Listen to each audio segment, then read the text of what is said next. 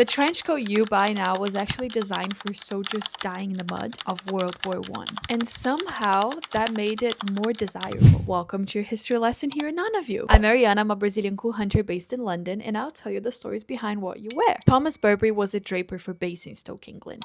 In 1879, he designed a fabric called gabardine.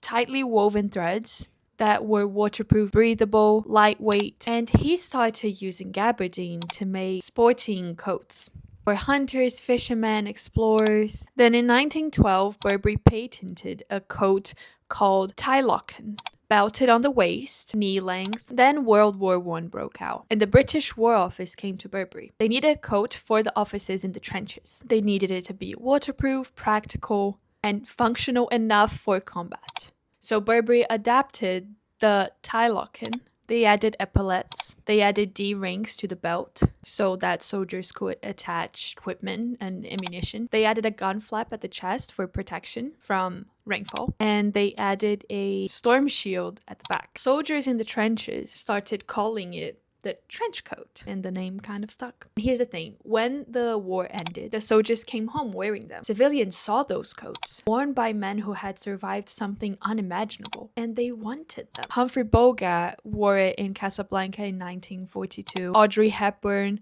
wore it in Breakfast at Tiffany's in 1961. Today, a heritage Burberry trench coat takes a year for the specialist tailors to learn how to make. The collar alone requires up to 270 stitches to achieve the perfect curve. It costs like over £1,000, and it has every single detail that was designed for warfare in 1914.